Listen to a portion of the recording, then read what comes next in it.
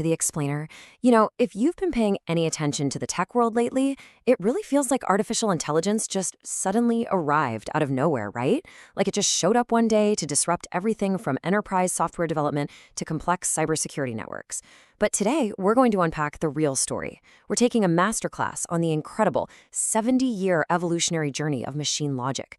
We'll look at exactly how we went from theoretical mathematics to the massive generative AI boom that's driving today's enterprises.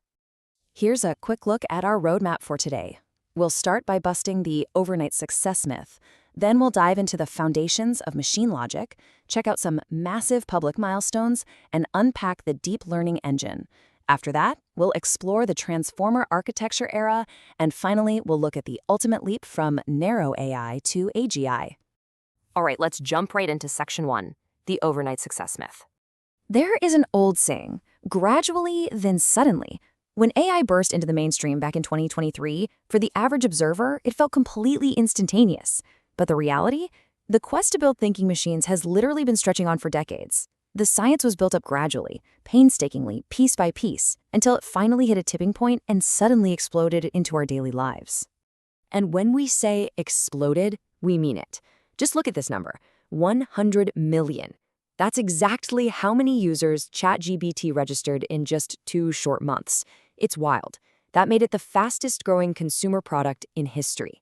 This staggering figure really represents the exact moment when AI tipped out of those isolated computer science labs and firmly into the broader public consciousness. Moving on to section 2, foundations of machine logic. So, how did we actually get to that 100 million user mark? Well, the desire to create artificial intelligence actually predates modern science by a long shot. The conceptual seeds were planted way back in antiquity. Think about Greek mythology and the stories of Talos, this giant animated bronze warrior. Humanity has just always been fascinated by automated beings. But taking that idea from myth to reality, that required a rigorous, formal scientific journey. And that formal journey really kicked into gear in the 1950s. The starting pistol fired in 1950 when the brilliant British mathematician Alan Turing published his groundbreaking paper. He asked a simple but absolutely profound question: can machines think? To figure this out, he introduced the Turing test, basically a method to measure if a machine's behavior is indistinguishable from a human's. And honestly, it's a benchmark we are still debating today. Just 6 years after Turing's paper, we get the official birth of the field. In 1956, a visionary researcher named John McCarthy organized the Dartmouth Conference, bringing together a group of scientists specifically to explore thinking machines. It was at this very conference that McCarthy officially coined the actual term artificial intelligence. Right on the heels of that, in 1959, Arthur Samuel gave us another crucial piece of the puzzle when he coined the term machine learning. His definition was brilliant. It's the science of getting computers to learn from experience without being explicitly programmed. This was a massive paradigm shift. Instead of giving a computer rigid, step-by-step instructions for every possible scenario, which is impossible, you build a system that can just adapt on its own. Section 3, public milestones in AI.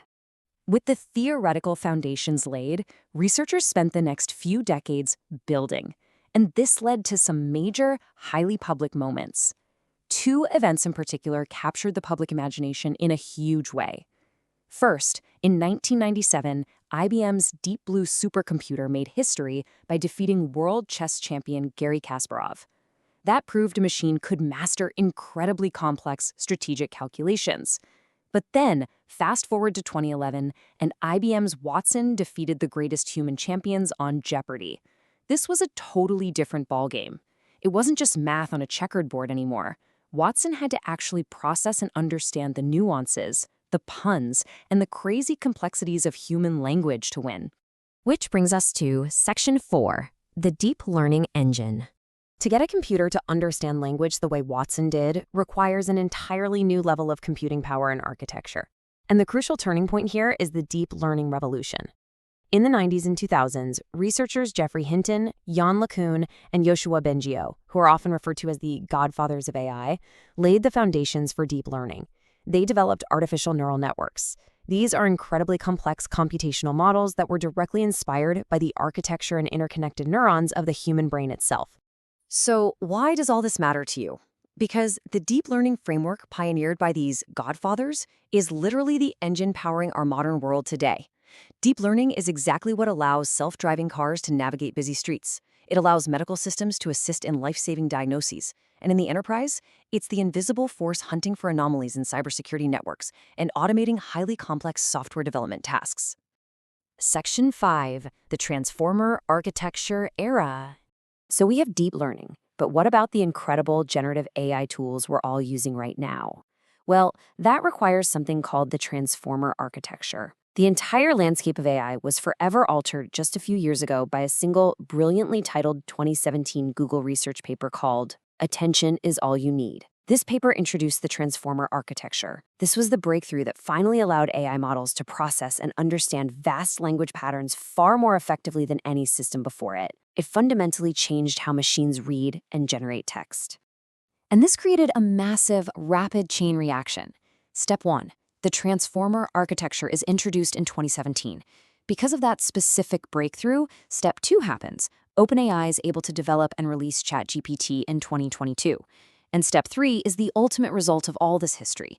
AI transitions from being locked away in massive laboratory supercomputers right into the smartphones in our pockets. Suddenly, everyone has a tool capable of doing everything from drafting everyday emails to generating complex software code on the fly.